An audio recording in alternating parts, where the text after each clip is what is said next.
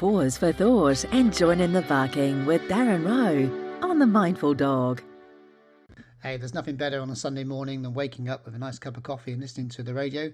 And hey, you get the chance to listen to our canine behavioural spot with Roman Travers on the Sunday Cafe on Magic Talk FM. Stay tuned. Relax and unwind, but stay informed. It's the Sunday Cafe on Magic Talk. By now, you'll be getting to know your dog in a whole new light, right? You and your dog probably getting on like a house on fire, or not. And your dog's probably wondering why you never head off to work these days. Darren Rowe is a dog behaviourist with Mindfulness for Dogs and makes time with me here on the Sunday Cafe when you can, because you're a busy chap, aren't you, Darren? Honestly. Wow. I am, yeah. I'm actually quite busy online at the moment, which wasn't something I would have expected to be. What, like dating sites?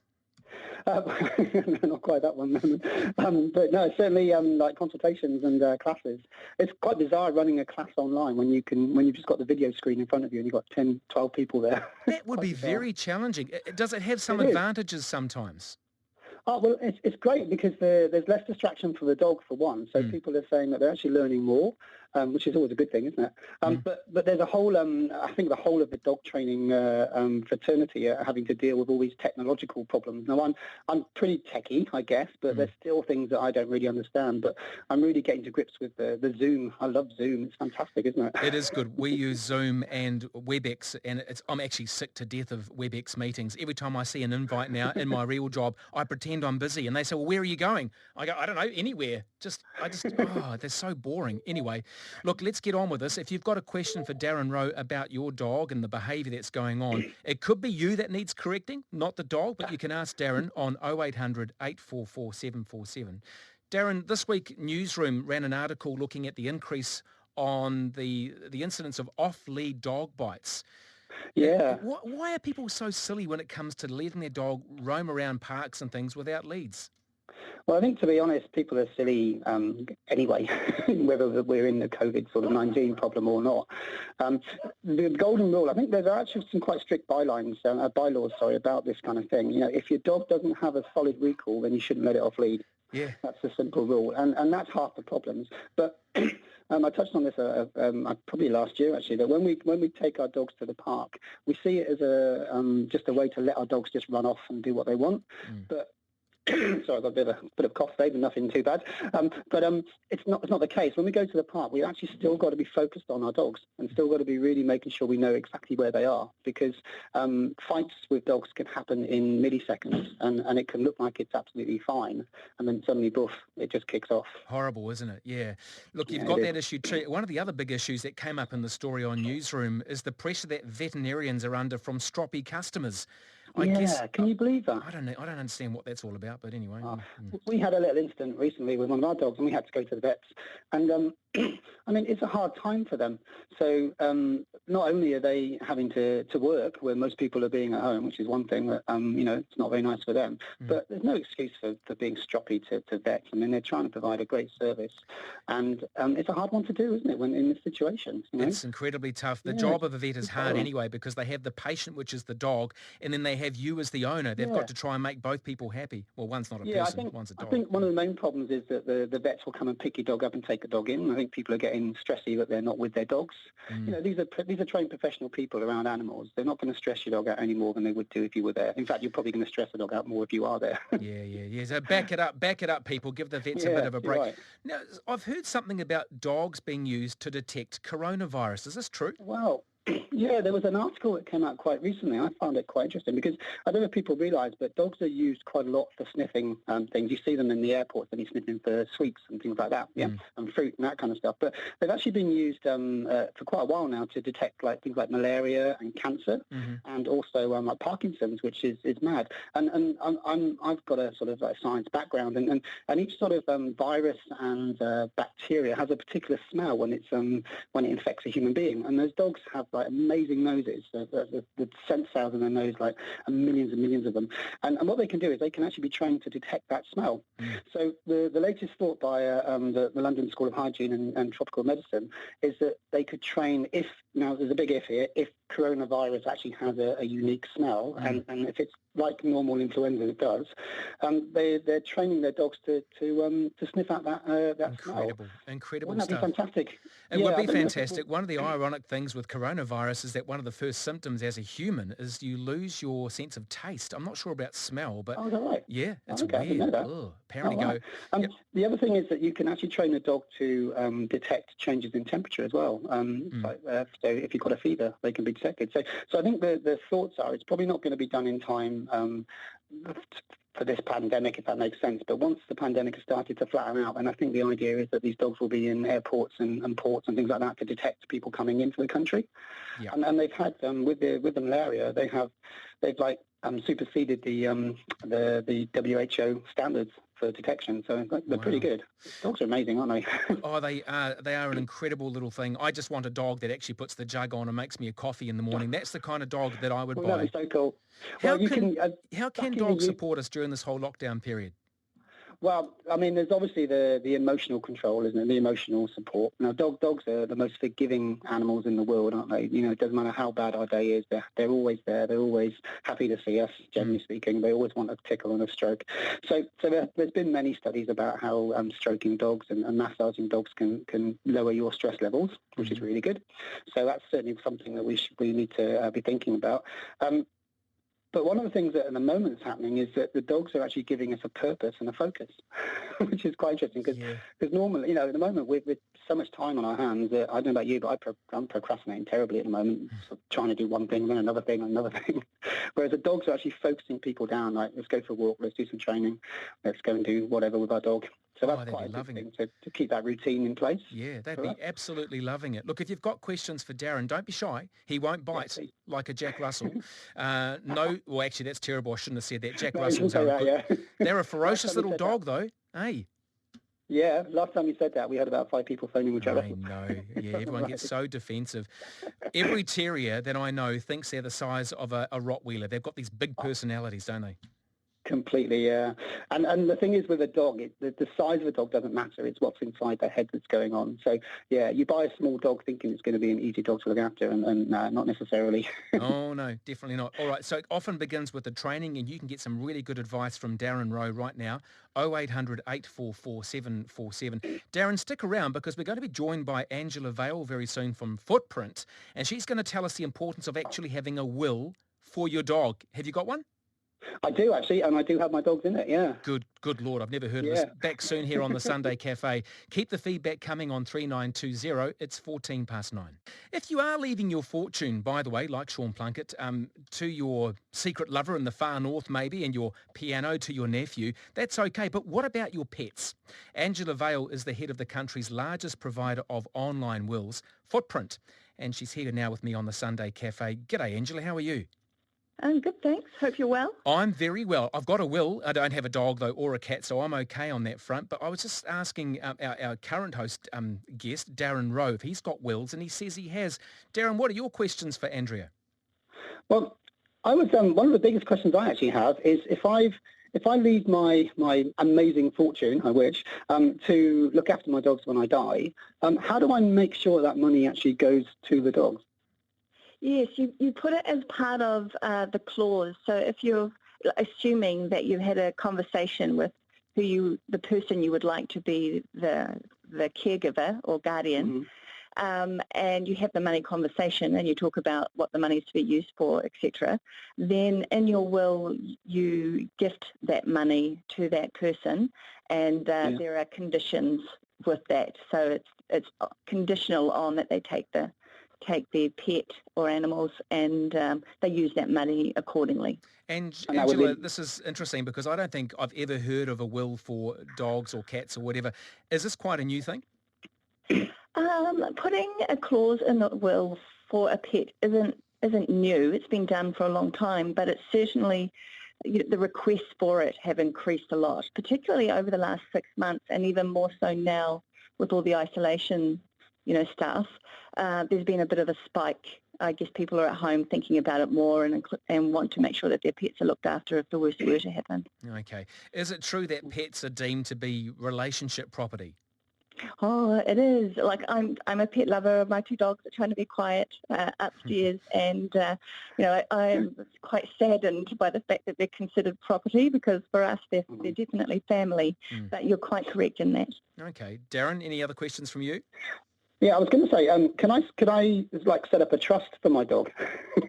Oh, good question. A lot of people have tried. You can't really. You can't. but Oh, but shame, no, because it's like setting up a trust in the law. It's like setting up a trust for your house.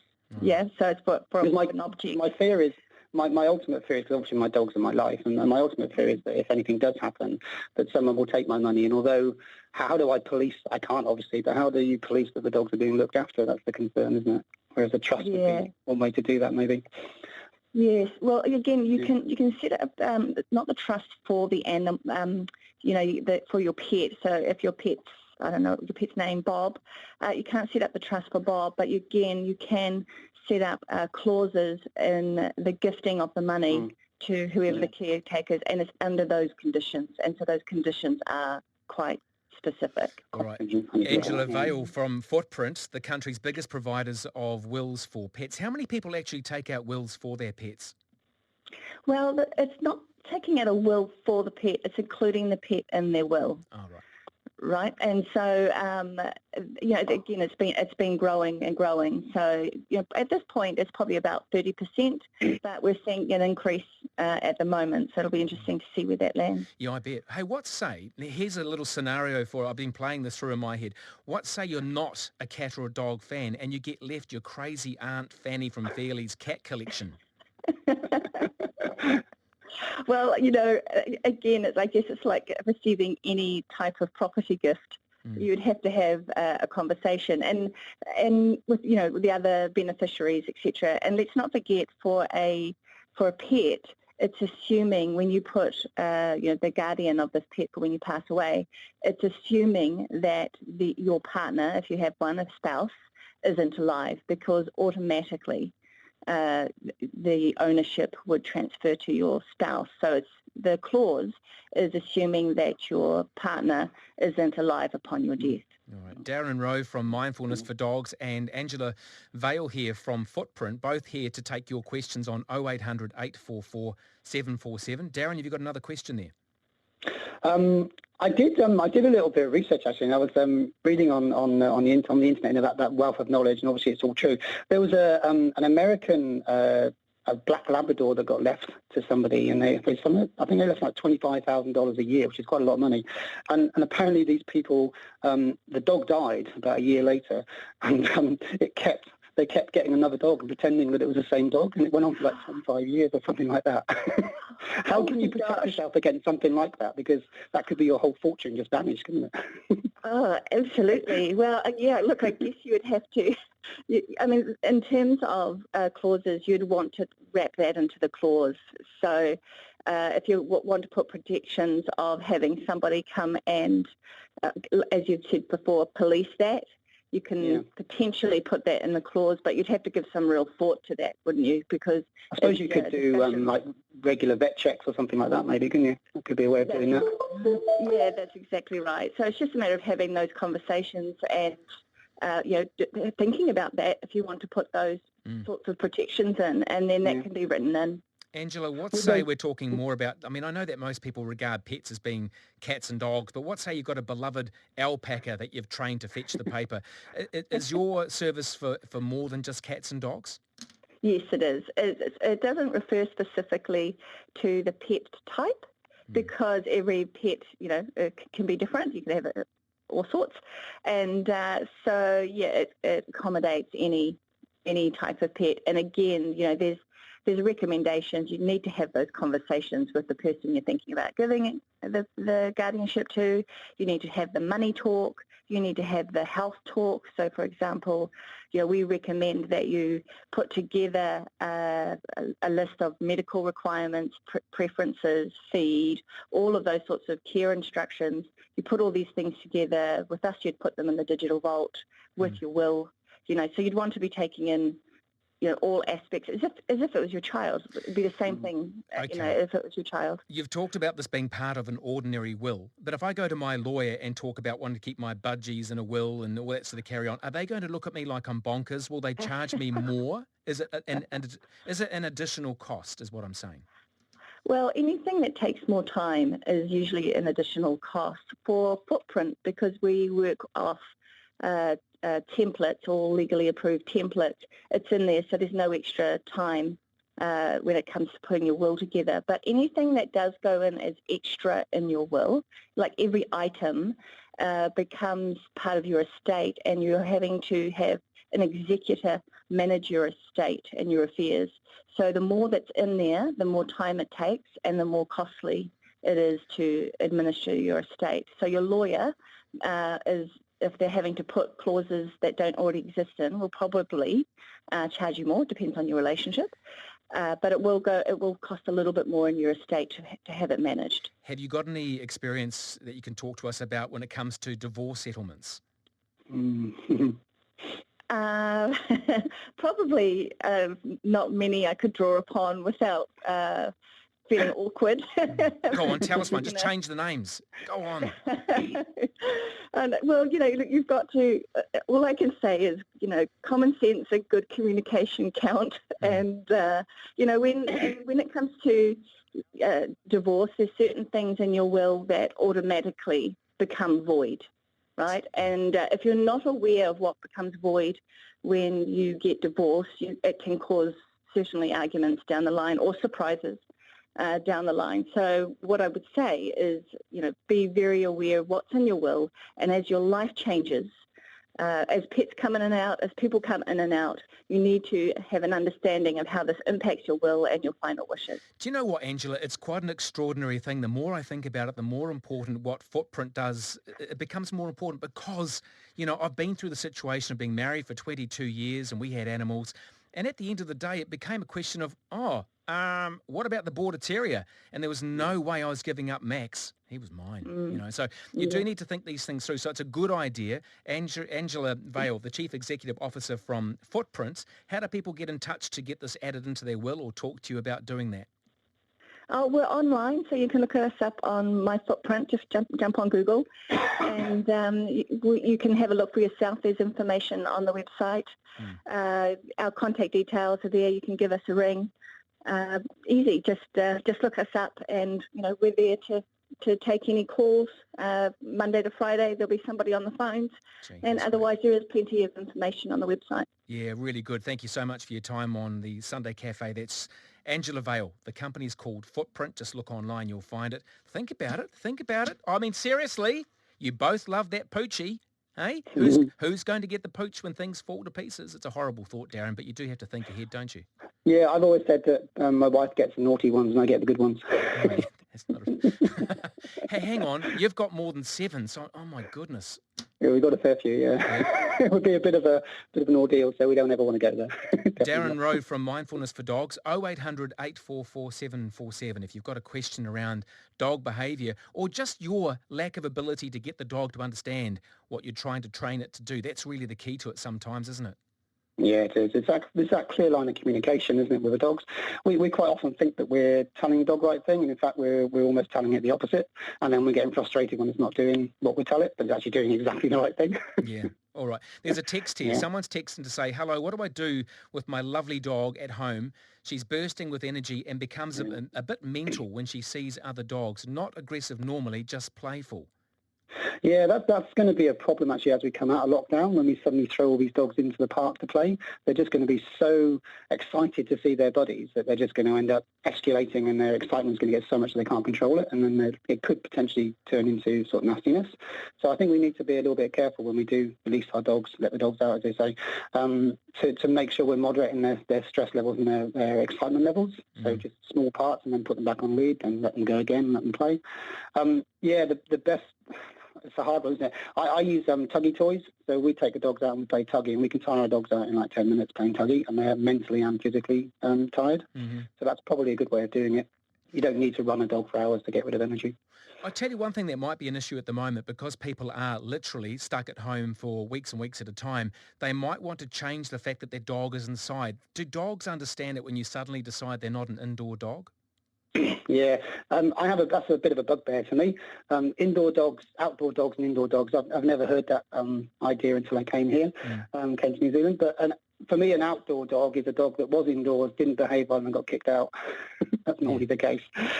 So you've got to be a bit careful because they're going to rebel, aren't they? If they're indoors now playing all the time with you guys and then you suddenly kick them out when you go to work, they're going to start barking. It actually touches on something that I think is going to be quite a big issue that we need to think about is separation anxiety. We've got our dogs with us now for, 4 weeks or whatever it is, maybe even longer, depending on what happens on Monday. And when that suddenly changes, and we're not going to ease in gently, are we? We're just suddenly going to leave. And they're going to be barking and barking. So I kind of want to ask people to be a little bit tolerant of their neighbour's dog when it starts barking when we come out of lockdown because the neighbour's not there.